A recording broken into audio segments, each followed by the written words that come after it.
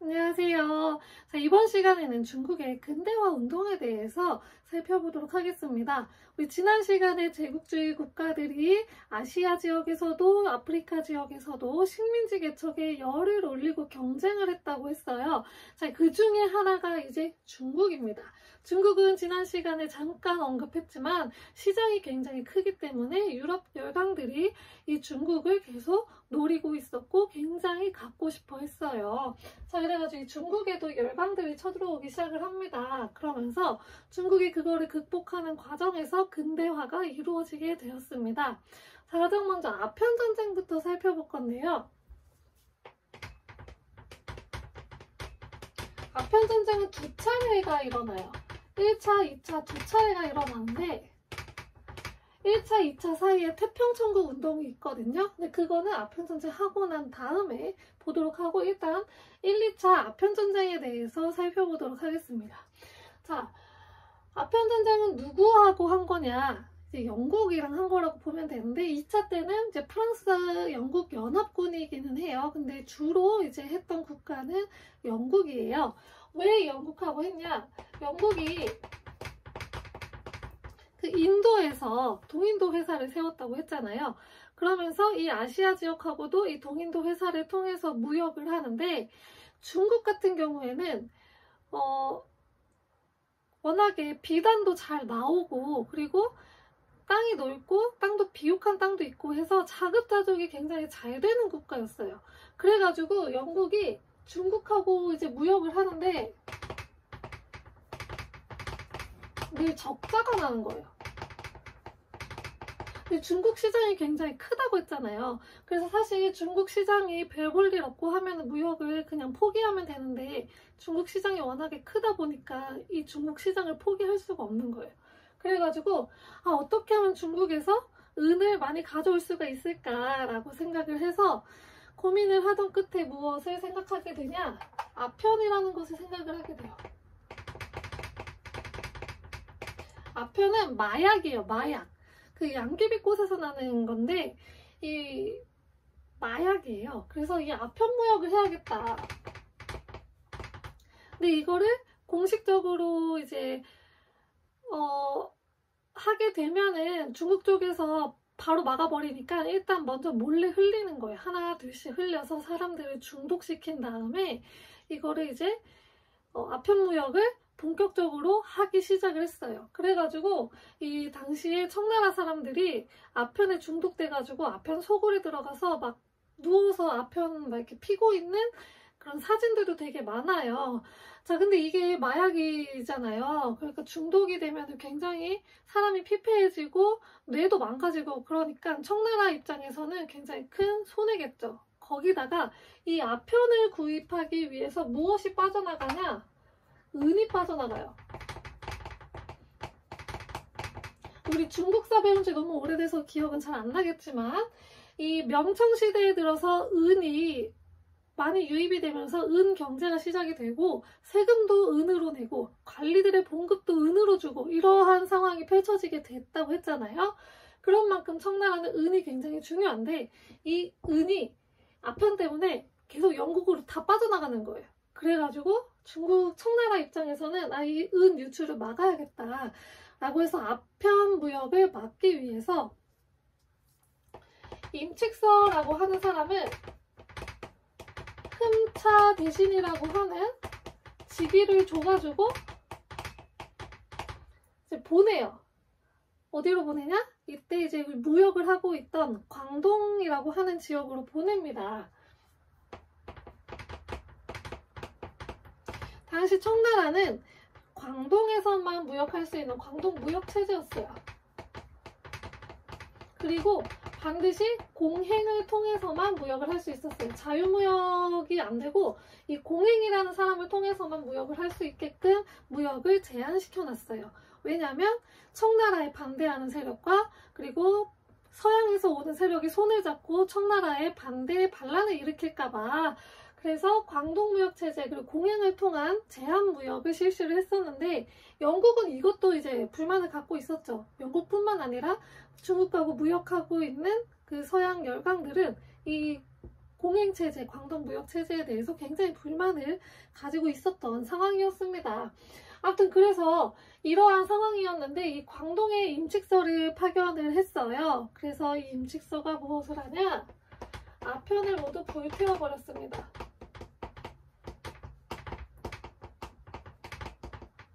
자, 그러면 영국 입장에서는 자기가 이제 돈을 벌어야 되는데 이걸 다 그냥 불태워버렸어, 말도 없이. 그래서 청나라한테 니네 뭐 하는 거냐?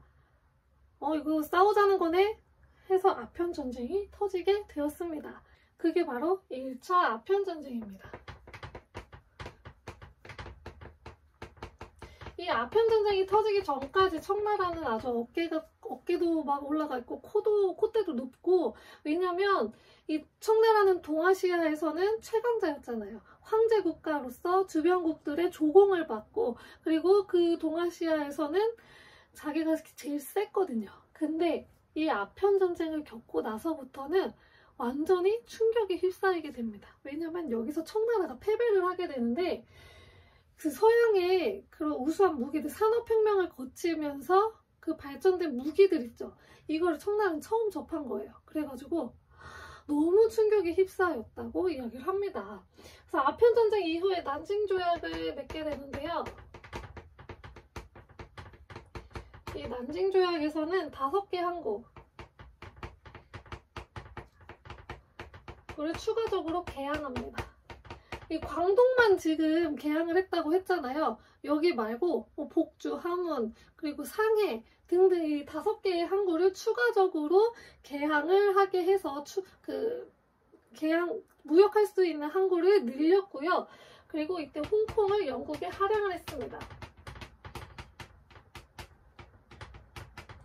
그래가지고 이제 홍콩이 한 100년 이상 영국이 갖고 있다가 다시 돌려줬죠, 중국에. 아무튼 그래서 홍콩도 지금 중국에 좀 반대하는 그런 시위들도 일어나고 하는데요. 그래서 홍콩은 이때 영국에게 빌려주는 거예요. 근데 그 기간이 굉장히 길었어요. 그래서 홍콩을 할양을 하게 되었습니다. 자, 그리고 나서 영국은 이제 이제 여기 개항도 했겠다, 우리가 이겼겠다, 이제 무역에서 적자에서 이제 벗어나서 흑자를 맛볼 줄 알았으나 그러지를 못했어요. 중국은 여전히 자급자족이 굉장히 잘 되고 있었던 국가여서 굳이 영국의 물건을 사서 뭐 할 필요가 없었어요. 자기네들 내부에서도 물건이 잘 자급자족이 됐거든요. 그러니까 영국은 계속 무역 적자가 나는 거예요. 그래가지고 이거 한 번 더 싸워야겠다라고 다짐을 하게 되는데, 싸우려면 명분이 있어야 돼요. 이유 없이 싸우면 국제적 여론도 너무 안 좋고 그냥 말도 안 되는 그냥 전투가 돼버려요. 그래서 우리가 너네들 쳐들어가는 데는 마땅한 이유가 있어서 쳐들어가는 거야 라는 명분이 있어야 돼요. 그 명분을 억지로 만듭니다. 그게 바로 에로호 사건인데,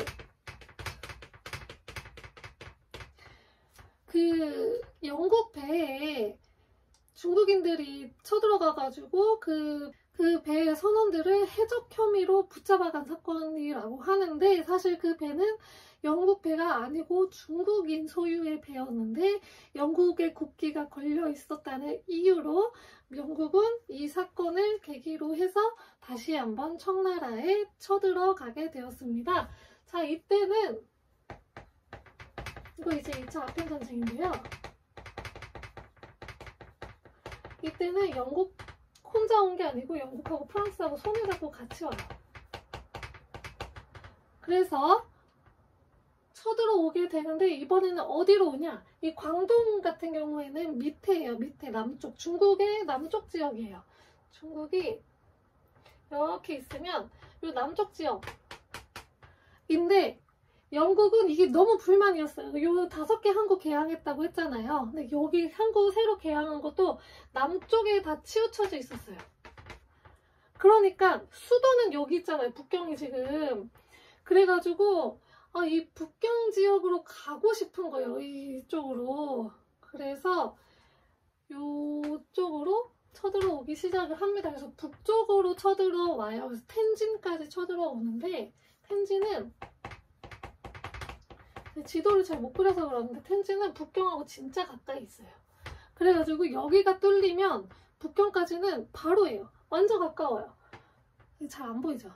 되게 가까워요. 여기가 텐진이고 여기가 북경인데 굉장히 가까워서 이 텐진이 뚫리면 안 돼요. 근데 텐진까지 왔어요. 그래가지고 텐진 조약을 맺습니다. 2차 아편 전쟁 때도 이 청나라는 그 서양 열강의 우수한 무기에 밀려가지고 어쩔 수 없이 당했어요. 그래가지고 천진을 내어주게 되는데요. 이 텐진 조약에서는 무엇을 이야기했었냐? 여기 5개 항구죠. 10개 항구를 또 개항해요.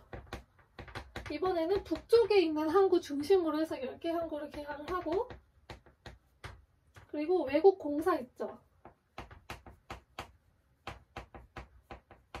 외국 공사가 그러니까 외교관 같은 거, 이 외국 공사가 북경에 지낼 수 있게, 북경에서 지낼 수 있게 하는 조항 등을 이제 맺은 게 텐진 조약입니다. 자, 근데 여기서 무슨 일이 벌어지냐? 그 대구포대라고 하는 청나라에 그 포대가 있어요. 포를 쏘는 부대가 있는데 얘네하고 이 영프 연합군하고 붙게 됐어요. 이거를 맺었으면 이제 끝나야 되는데 이 연합군이 그냥 북쪽으로 밀고 들어온 거예요. 그래가지고 대구포대가 어쩔 수 없이 공격을 한 거죠. 그러는 바람에 다시 전투가 벌어졌고 전투가 재개가 되는데 여기서도 청나라는 패배를 하게 돼서 결국에는 베이징까지 왔어요. 그래서 베이징 조약을 맺게 되었습니다.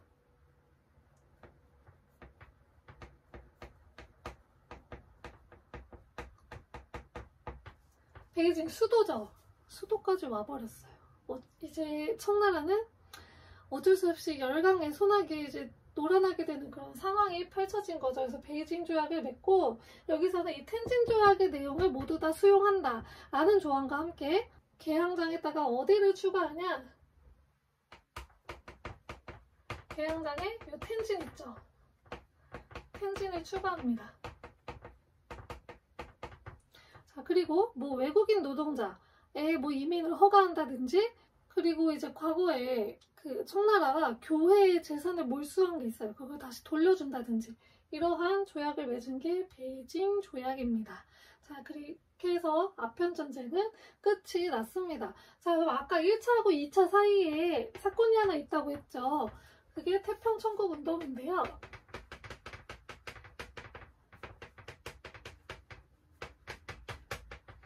1차 아편전쟁이 끝난 다음에 전쟁 이후에는 항상 무엇이 있냐? 배상금 지불이 붙어요.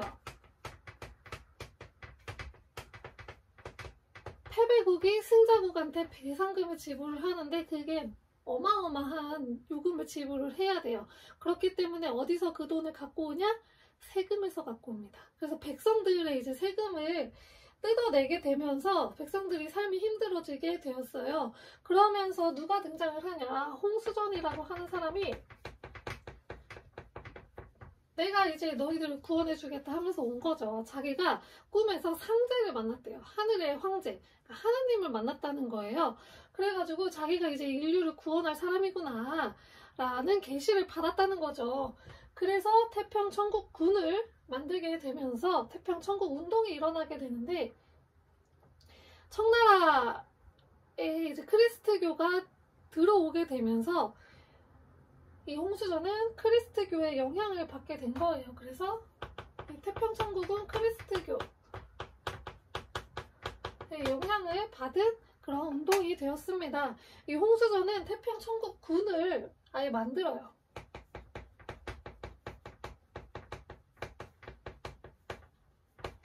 그래서 난징까지도 점령을 했어요. 태평천국을 아예 만들었어요. 그래서 자기가 황제가 된 거죠. 그래서 여기서 자기가 나라를 세우고 무엇을 실시하냐? 천조 정무제도 라는 걸 실시하는데, 여기는 남녀 평등에 대한 얘기가 있다고 합니다. 땅 분배 같은 거 있죠. 분배도 평등하게 하고, 그리고 당시 청나라 여자들은 전족이라는 걸 했어요.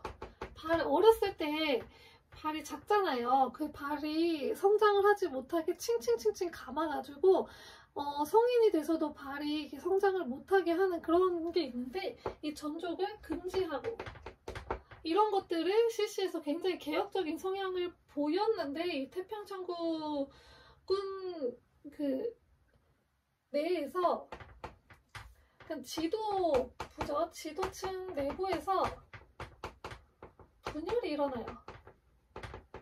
자기가 그 권력을 차지하겠다고 권력 다툼이 일어나요. 그러면서 힘을 잃게 되고, 청나라에서 이 태평천국군을 이제 진압을 하기 위해서 군대를 보냅니다.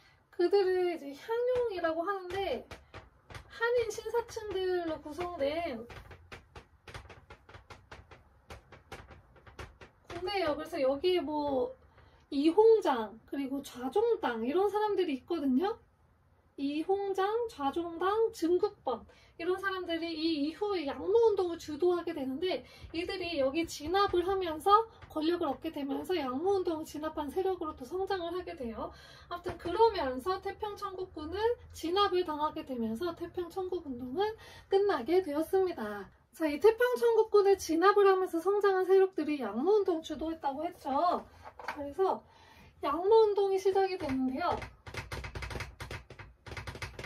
자, 이걸 왜 하냐? 아편전쟁 일어났고요. 그리고 이 태평천국군을 진압을 하면서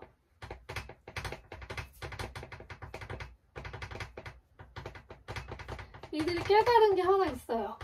무엇이냐? 서양의 무기의 우수성을 깨닫게 됩니다. 그래서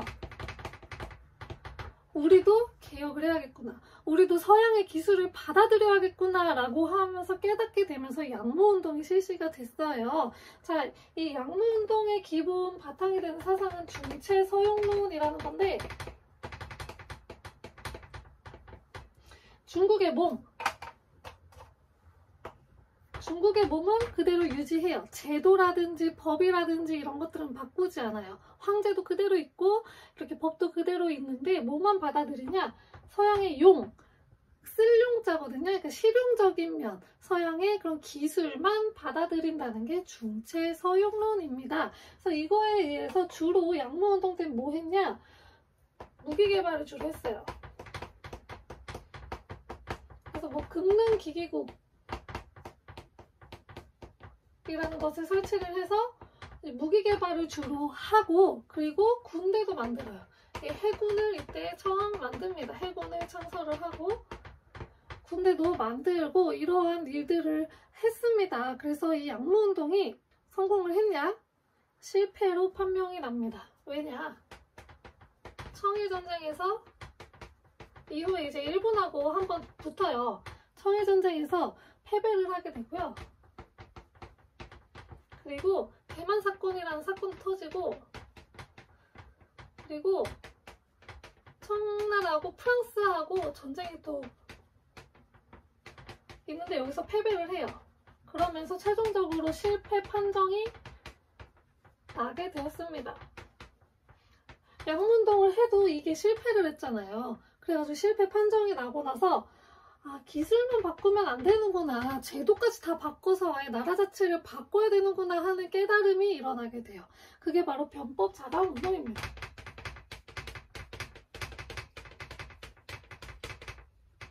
이 변법 자강 운동은 캉유웨이라고 하는 사람이 주도가 됐는데요. 양모운동과 다르게 법과 제도까지 모두 다 바꾸자는 운동이에요. 그래가지고 이때 이제 신식 학교를 만들어서 예전에 있었던 학교 있죠. 그 학교를 근대식 학교로 바꿔요. 그래서 경사대학당이라고 하는 학교가 만들어지고요. 신식 관료를 또 임명을 하고, 그리고 유학생을 보내는 등 제도 개혁을 좀 하려고 했어요. 근데 당시에 보수파였던 서태후에 의해서 이거는 끝나게 됩니다. 서태후가 정변을 일으켜요. 왜냐하면 당시 이제 황제가 광서제였는데, 광서제가 서양 세력하고 붙잡고 자기를 내쫓겠다라고 하는 불안감에 휩싸이게 된 거, 오해를 한 거죠. 그래가지고 무술정변이 일어나서 이 변법자강운동은 끝나게 되었습니다. 자, 그리고 나서 중국 내부에서는 의화단 운동이라는 게 일어나는데요. 의화단은 그 주술로 크리스트교를 무찌를 수 있다라고 주장했던 사람들이에요. 그러니까 크리스트교뿐만 아니라 그 악한 세력들, 그리고 병도 물리칠 수 있고 이런 걸 주장했던 사람들인데, 왜냐면 당시에 이제 서양이 들어오게 되면서 크리스트교가 들어오게 되잖아요. 그러면서 기존에 있었던 원래 살고 있었던 주민들이랑 마찰이 좀 있었어요. 그러다 보니까 크리스트교에 대한 반감, 그리고 서양 세력에 대한 반감이 커지게 되면서 청나라를 도와서, 도울 부자예요. 청나라를 도와서 서양 세력을 멸망시키지 않은 부청 멸양의 그런 슬로건을 내걸고 의화단 운동이 일어나게 돼요. 근데 이제 청나라 입장에서는 자기네들 도와서 서양 세력 물리친다니까 굳이 진압할 필요가 없다고 느껴가지고 좀 소극적으로 대응을 해요. 그러다 보니까 열강 쪽에서 너네 뭐하냐? 된 거죠. 그래서 열강이 8개 국가가 연합을 해서 와요. 그래가지고 의화단 운동이 진압이 되거든요. 그러면서 조약이 하나 맺어져요. 그게 바로 신축조약이라는 건데,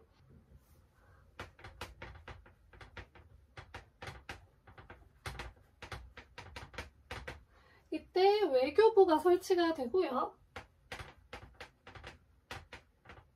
그리고 외국의 군대가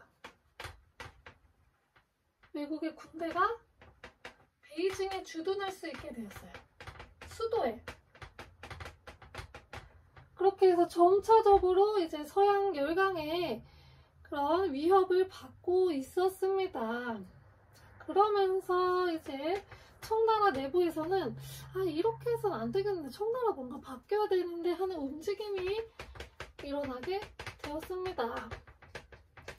자, 신의 혁명이라는 것이 일어나는데요.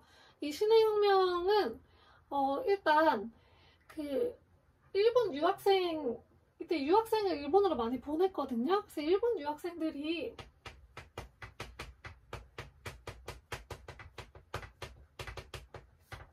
러시아에 대응을 해가지고 집회를 열었어요. 러시아가 만주 지역에서 철수하겠다고 했는데 그 약속을 안 지켰거든요.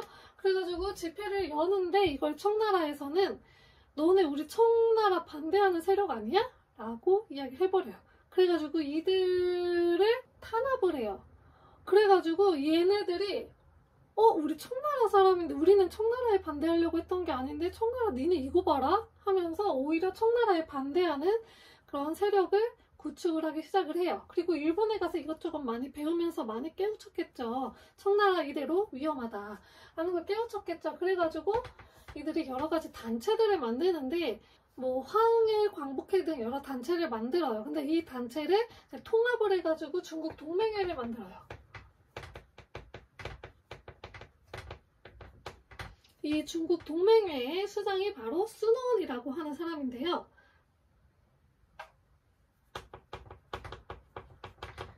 한자로 하면 손문이고요. 발음은 순원이에요. 순원이라고 하는 사람이 대표가 되어서 중국 동맹회를 만들게 되었습니다. 자, 이러한 와중에 중국 내부에서는 무슨 일이 있었냐?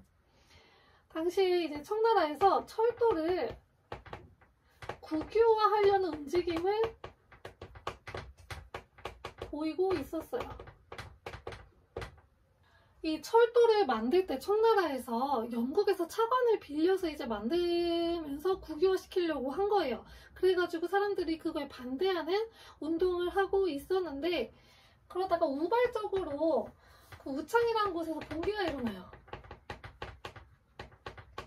이거를 시작으로 해서 이게 우발적으로 일어났다고 하더라고요. 계획적이 아니고. 그래가지고 이거를 시작으로 해서 봉기가 여기저기로 퍼지게 되었습니다. 이게 청나라에 반대하는 봉기로 퍼지게 되었고요. 그러면서 이 순원의 중국 동맹의 세력이 여기에 합류를 하게 되었습니다. 그러면서 청나라에 반대하는 신의 혁명이 일어나게 되었는데요. 이 중국 동맹의 세력은 자신네들이 독자적으로 이제 나라를 만들어요. 그게 바로 중화민국이고요.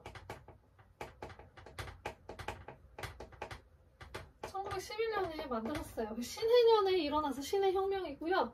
중화민국이 건설이 되면서 청나라하고 중화민국이 동시에 존재하게 되는 그런 상황이 펼쳐지게 되었습니다. 이게 바로 이제 신해혁명이고요. 마지막 오사운동입니다. 이 신해혁명 이후에 중화민국이 형성이 되고, 그러면서 이제 새로운 그 나라의 움직임이 보이고 있었던 시점이었는데요. 그러면서 그리고 여기 유학생 있죠. 유학생들이 일본이나 여기저기서 공부를 해갖고 온 사람들이 청나라에 들어와서 이 청나라, 중국을 변화시키려는 움직임들을 보이고 있었어요. 그 지식인들이 보니까 이 세상이 이렇게 변했는데 사람들의 생각은 아직도 청나라에 머물러 있는 거예요. 그래서 세상이 이렇게 넓은지도 모르고 아직도 청나라가 세상에서 최고인 줄 알고 이런 사람들이 많다 보니까 그걸 좀 깨우쳐줘야겠다 해서 신문화운동을 실시를 합니다. 그러면서 점차 사람들의 의식이 좀 깨어나고 있었어요. 그런 상황에서 당시에 군벌이었던 단기서라고 하는 사람이 정권을 잡고 있었거든요. 당시에 군벌이 군인이요, 군인이 정권을 잡고 있었던 시기가 있었어요. 이 군벌 시대에 무슨 일이 있었냐? 일본이 세계 1차 세계대전이 끝나고 나서 일본이 승전국이었거든요. 그래가지고 거기다가 요구를 해요. 자기네들이 중국에서 독일이 누리고 있었던 이권을 일본이 가져가겠다 라고 하는 21개조 요구가 있었는데, 거기 여러 가지가 있어요. 그 중에 하나가 산둥반도의 이권을 이제 일본이 가져가겠다는 건데, 그거를 이 군벌이 그렇게 해 라고 허락을 해준 거예요. 그래가지고 사람들이 말이 되냐고, 그게 안 된다, 니네 뭐 하는 거냐, 니네 친일파냐 뭐냐 해가지고 일어났던 게 바로 오사운동입니다. 절대 안 된다, 그거 못 준다, 21개조 요구 철회하라 라고 하면서 이제 군벌에 반대하는 그런 오사운동이 일어나게 되었어요. 군벌뿐만 아니라 일본에도 반대하는 운동인 거죠. 그래가지고 결국에는 21개조 요구를 철회하게 되었습니다. 자, 여기까지 중국의 근대화 운동이었습니다. 아편전쟁으로 인해서 서양 세력이 본격적으로 들어오게 되었고, 그러면서 거기 중국 내부에서 우리도 이렇게 하면 안 되겠다, 우리도 얼른 개혁을 해야겠다 해서 양로운동을 했지만, 양로운동은 중체서용론에 의해서 기술만 받아들인 거였기 때문에 근본적으로 청나라가 변화하지는 않았어요. 그래서 근본적으로 청나라가 바뀌어야 되는구나 해서 변법자강운동을 실시했지만, 너무 급진적인 개혁에 의해서 보수파의 불안을 사서 서태후를 중심으로 보수파의 반란이 일어나게 돼서 변법자강운동은 끝나게 되었고, 이후에 이제 크리스트교하고 크리스트교 세력이 들어오게 되면서 기존에 거기 살고 있던 사람들하고 마찰이 자주 일어나게 되면서 이 크리스트교를 몰아내자라고 하는 의화단 운동이 일어나게 되었는데, 이 청나라가 의화단 운동을 진압을 좀 소극적으로 하니까 열강 측에서 니네 뭐하냐 라고 해서 열강 8개 국가가 연합을 해서 이 청나라에 들어오게 되면서 의화단 운동은 진압이 됐고,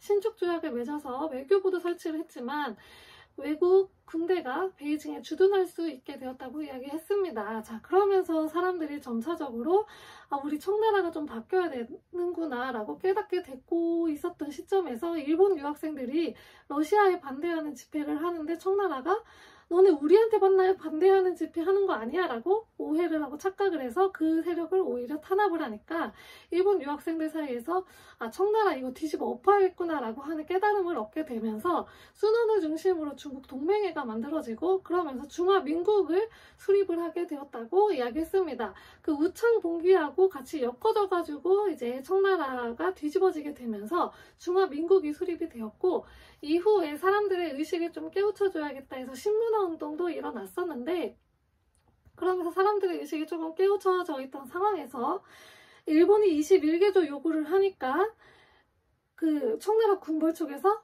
수용해줄게 라고 하고 하니까 그 말도 안 된다 이거 철회해라 라고 해서 이제 오사운동이 일어나서 결국 21개조 요구를 철회하게 되었다라는 내용까지 살펴보았습니다. 다음 시간에는 이번 중국 배웠잖아요. 다음 시간에는 일본이 어떻게 개항을 하게 되면서 근대화에 돌입을 하게 됐는지 대해서 이야기해보도록 하겠습니다. 감사합니다.